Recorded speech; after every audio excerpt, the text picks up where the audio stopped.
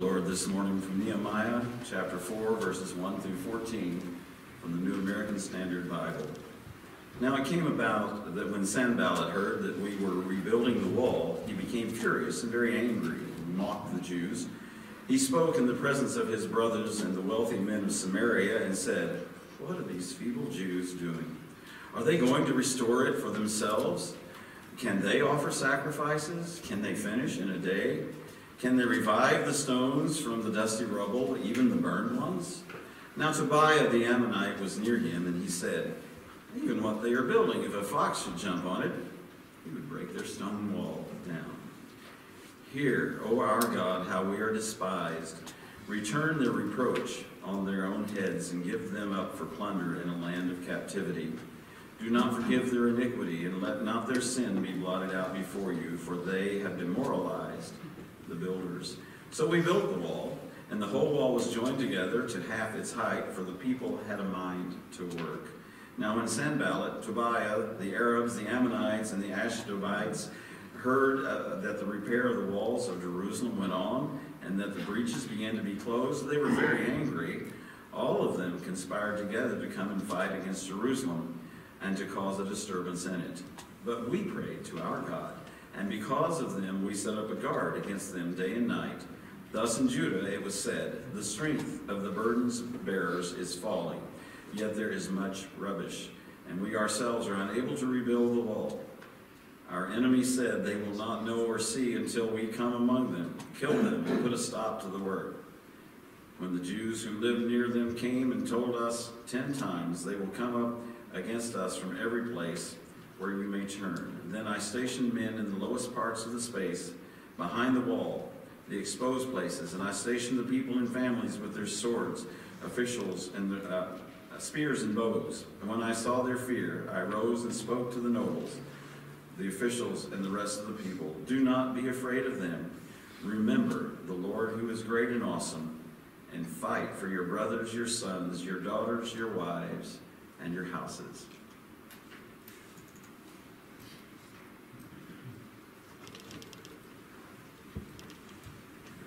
Good morning. Good morning. We are continuing our study on Nehemiah this morning. You know that everything rises and falls on leadership. John Maxwell said, "Every person who has ever made it to the top, every person who has achieved anything for God, any person who has been effective has learned to stretch." Success is due to our stretching to the challenges of life. Failure comes when we shrink from them. So today we're looking at Nehemiah as a leader and how he stretched to meet the task of rebuilding the wall. First of all, chapters 4 and 6 list a bunch of enemies that were trying to thwart his efforts. It mentions the Samaritans, the Ashdodites, the Amorites, and the Arabs. The opposition was very angry, mocking the Jews and making fun of them. They ridiculed and insulted them, calling them names. They scoffed at the quality of their building efforts. Verse 4 says they were demoralized and despised and reproached. Verse 5 says the builders were demoralized. In verse 6, there was a conspiracy to cause a disturbance and a fight. They literally planned to break in, kill them, and stop the work, according to verse 11. Even after the wall was completed, we read later on in chapter 6, they planned to harm Nehemiah by calling him to a meeting. In verse 5, they sent letters to frighten him. They fabricated a lie saying that Nehemiah was planning to rebel and become the king. In verse 9, they tried to frighten and discourage him. In verse 10, they actually hired Nehemiah's own men to try and trap him in the temple. Despite all of this, Nehemiah was able to have an ear for hearing what the Spirit was saying to him, and he was able to advance the kingdom of God and bring glory to him. So why was all this opposition going on? These chapters don't really say. So we look to the commentary by Matthew Henry, and he says, they were vexed at the Jews' prosperity. I would guess they were pretty jealous too. This opposition was a serious problem for the Jews. These aggressive efforts against them impacted them. They not only had to contend with the very real threats that were dangerous, but they had also a threat to their morale and for their vision to complete the task. This was a major distraction to getting the job done. Jewish people on the border told them 10 times that trouble was coming. It had an effect on them, and their fear increased, but they were not to be defeated. They decided to act and go on building anyway, despite the threats. And with this courageous move, their oppressors backed off. So let's look at how they handled their challenges. First, when ridiculed, they turned it over to God. You know, in the New Testament as well, Paul also had opposition when building the church, but he was so resilient that he actually wrote in 2 Corinthians 12:10 these amazing words. I am content with weaknesses, insults, hardships, persecutions, and calamities for the sake of Christ. For whenever I am weak, then I am strong. And somehow we are called to imitate his amazing faith. Second, when the builders were discouraged, they overcame it with defensive action. They prayed to God in verse 9, and they set up a guard against the enemies day and night. So we too need to take action that our enemy can't get in and take advantage of us. And when their strength was failing in verse 10, Nehemiah stationed men and families with swords, spears, and bows behind the wall. They took defensive action with weapons. And in the same way, in the New Testament, Paul, in the building of the new church, he also used weapons to defeat the enemy. 2 Corinthians 10:4 says, for the weapons of our warfare are not of the flesh, but divinely powerful for the destruction of fortresses. Third, when the workers were afraid, they remembered God's power. Nehemiah told them in verse 14 to remember the Lord who is great and awesome. And fourth, when obstacles came, they kept on working. Nehemiah reminded them to fight for their brothers, their sons, their daughters, their wives, and their houses. He kept the ultimate goal before them. Nehemiah announced his strategy and action plan. Half of them were to defend the people working, and the other half were to work. So let's just pretend that we are on the team with Nehemiah. So let's say that this half of the sanctuary are appointed to work on the wall, and that means this half on the other side of the sanctuary, you are to defend the people over here that are working on the wall. Now, to those of you who are building, I want you to work with one hand, and I want you to hold a weapon in the other. And those up in the sound booth, if you see anybody coming in here, I want you to sound the trumpet. All of you are to be guards by night and laborers by day. You're not to remove your clothes, and you're supposed to take your weapons to the water. This fantastic plan, did it work? Yes, it did. They completed the wall in, get this, 52 days, according to chapter 6, verse 15. Those nations, their enemies, were defeated. Not only did they fail, the scripture says they lost their confidence, since God had obviously helped the Jews. You can kind of see a dog slinking away with his tail between his legs. The Jews may have slowed down a tad, but their work was completed nonetheless. So some lessons on leadership. Nehemiah had vision and faith to see the job get done, but it was in the nitty-gritty of doing the work where we see his leadership, not in the mountaintop call. For Nehemiah, he had to take down the opposition in order to put up a wall. His leadership showed up when he faced obstacles and opposition. So now, what do we do when we're faced with the same? What can we learn from Nehemiah's example? Number one, it takes backbone to get the job done. Nehemiah was heavily invested in this project. Defeat was not an option.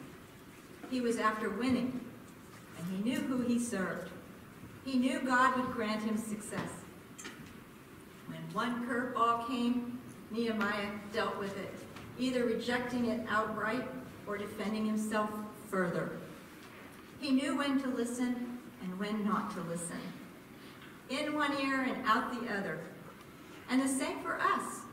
We will never please everyone, but our marching orders are from God. Nehemiah knew when to get involved and when not to get involved. And he knew when it would take him off task and drain his energy if he got personally involved with the enemy. So he spent himself instead on strengthening his crew to carry on. Remember the old adage?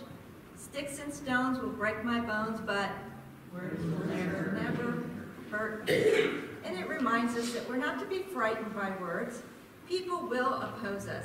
They will say things to drive us off task, but we're not to listen. We are to get our eyes and ears off of people, or we risk losing our faith. We have to deal with people if we're going to be leaders, but we can't make progress if we let intimidating voices rule us. Instead, we need to be proactive and build that hedge of protection around us and the work to be done. Now, I remember when I finished my master's degree and I wanted to pursue a doctorate. I had to go before the same tough, burly woman that I had to pass to get into the university. She had said to me 4 years previously, "Mrs. Harvey, why should we let you into our university? You've been out of school for 23 years. I had to give a fast-pedaling defense then, and I would have to answer her now. So I sat there and I proposed a doctoral program with a certain expert in the university, and she said, "Mrs. Harvey, you are not doctoral material. You just need to take a walk around the block and take a hard look at yourself."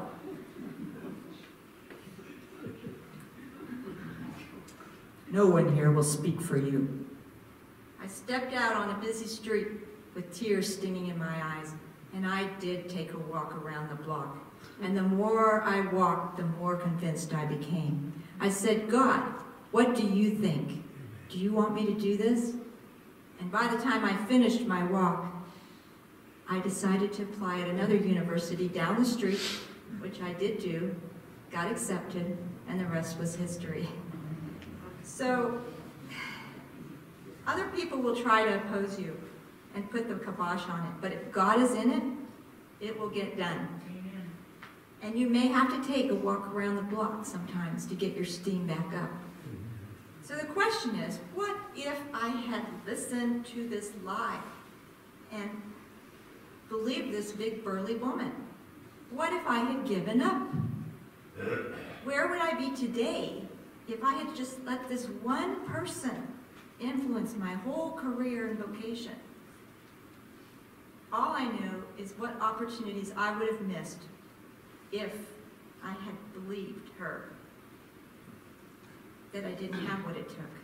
Instead, I put one foot in front of the other. I went on, proceeded anyway. Sure, I didn't go to her university, but another plan opened up, and God was in it. And don't listen to the naysayers. If God has planted a desire in your heart, see it on to fruition. But sometimes you have to take down the opposition and put up a wall. You may need to steer clear of distractions to accomplish some priority. It might be a task that needs to get done, that you can live your life better for God. It may mean going back to school like me, or taking control of your body and your health. It may mean letting go of your past, or forgiving a family member or a friend. It might mean going out of your way to help somebody. Like Nehemiah, you might need to steer clear of people thwarting your life's aims. Don't get involved with those that bring you down and distract you off task. Say no to spending time with people that don't support you. Taking down the opposition to put up a wall may mean taking down real, live strongholds, like breaking a bad habit in order to be a better person for your family, saying no to sin and the devil, and instead being filled with the Holy Spirit. Number 2, it takes being sensitive to people and their needs to motivate them. Nehemiah knew how to inspire the troops, those working in his stead. He kept on speaking an encouraging word. He kept equipping the people to stand firm. He kept them moving, even when they had to slow down with a weapon in their hands. He knew what he was after, but he brought the people along with him. Someone once said, "He who thinks he is leading but has no followers is only taking a walk." Nehemiah's faithful history with the people made them listen to him. In chapter 5, we didn't read this, but he did some amazing things there. He was so virtuous in obtaining justice for his people. This was no small issue. I've actually put a verse up there to kind of show you some of the things he did. Because he proved himself reliable, the people followed him. And it takes a leader who knows how to get along with people to get things done. Leaders should lead by example. Good leaders are in there with their people. Nehemiah fought for his people and was wise about what he should be doing and what he should not be doing.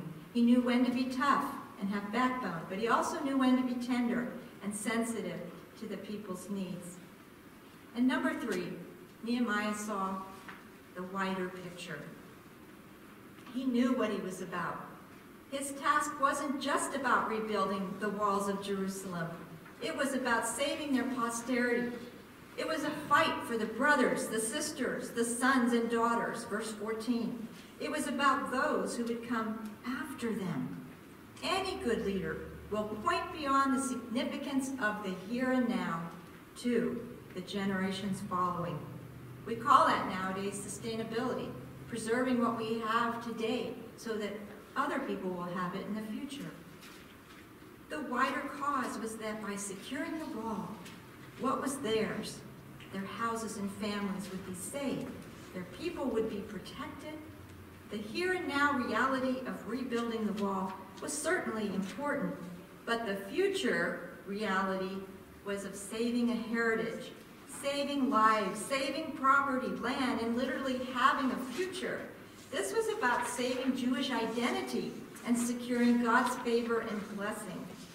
Like Nehemiah, we all know and live with opposition of many kinds. The story of Nehemiah invites us to take stock and come to terms with our own resiliency. Where's your rubber bands that I gave you? Resiliency is the capacity to absorb disturbance and yet survive or thrive. Opposition is going to come in our families, our church, our work, our friends, and so on. So, how resilient are you? Do you disintegrate when you see others' poor behavior and allow that to discourage you away from Christianity? Is your eye on people or on God's work? Will you give up because you look around you and you see only negatives? Do you choose to whine about it instead of putting your hand to the plow? How resilient are you? You know, a good rubber band in good condition will bounce back. A good rubber band will perform its function, like shooting spit wads across the sanctuary or holding things together. But if the rubber band is too dry, like the one that's been in your garage for a couple of years, it's going to break. It's going to be useless. Also, if a rubber band is stretched too far or too many times, it can break. John Maxwell says, like rubber bands, we're not effective unless we're stretched. If we're not stretching in our own personal walk with God and in our leadership abilities, then we're not going to be able to be as effective for God as we really need to be. Like rubber bands, we are also going to be stretched uncomfortably at times by unwelcome experiences, circumstances, and people. And the question is, what will we do when these distractions come? Well, thankfully, we are not rubber bands. Our spiritual resiliency comes from God. And like Nehemiah, we can take our issues to God and let him fight for us. As we call upon God, releasing our burdens and fears to him, he takes them so that we can get on with the work. Obstacles and opposition actually show us what we're made of. In times of opposition, some people unfortunately become a victim with victim mentality. I'd be doing more if it wasn't for so-and-so or this and that. Victims blame others and circumstances for their lack of progress. They make excuses for why it won't work. They complain about things rather than doing something productive. And other people, in times of opposition, they unfortunately decide it's not worth it and they give up. They become helpless. It's too much for me. It's too hard. Let somebody else do it. They don't have any vision. They don't have any backbone, and they don't want to take any responsibility. But some people, in times of opposition, they go with God. They get to work and they are overcomers. They do whatever it takes. They do battle in prayer, and then they let God fight for them. So how resilient are you when changes come to threaten your life and you're in an impossible situation? What do? Do you get stymied by the fear? Startled by the facts? Do you cave in that it's inconvenient?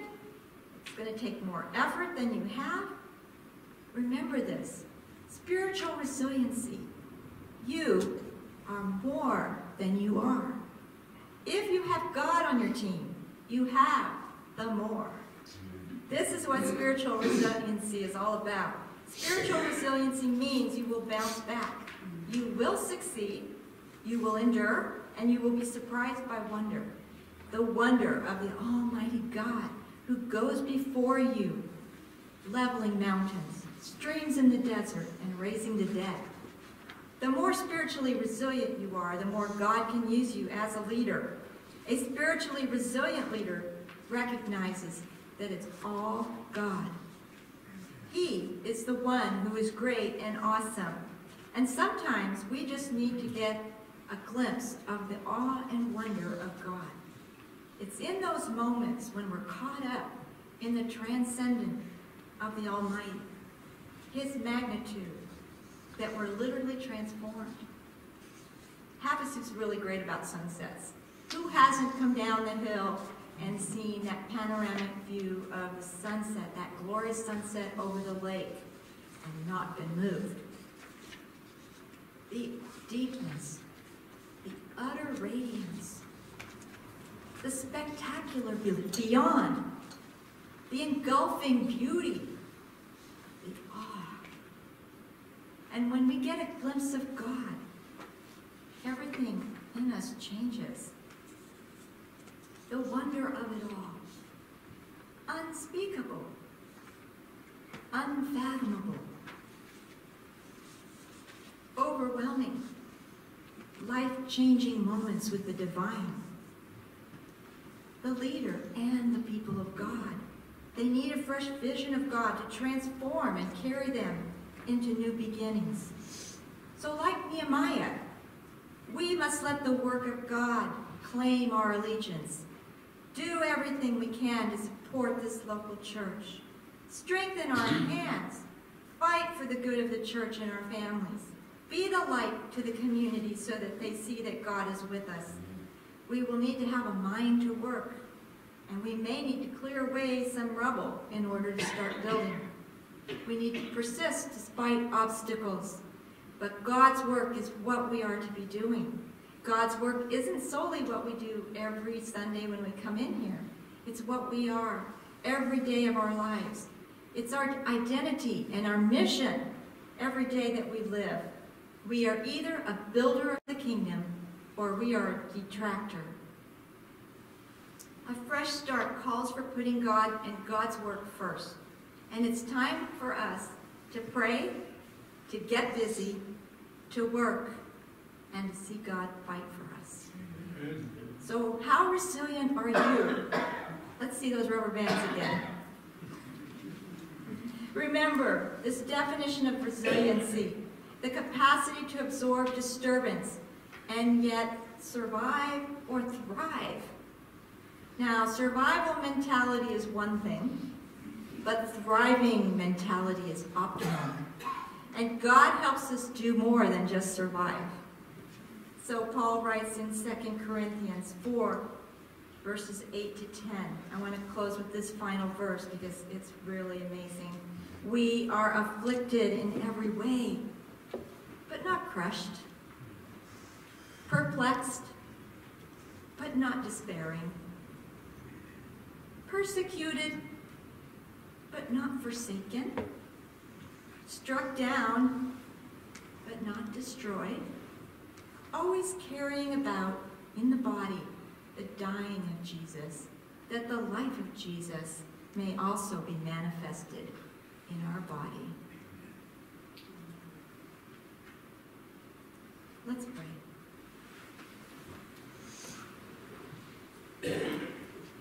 Dear Lord, open our ears to hear your word today. Let us not be as one looking in a mirror and forgetting what we look like. Work miracles through us for the building of your kingdom in this local church. Give us brave soldier workers who will reject the enemy's claim on this place. In Jesus' name, amen.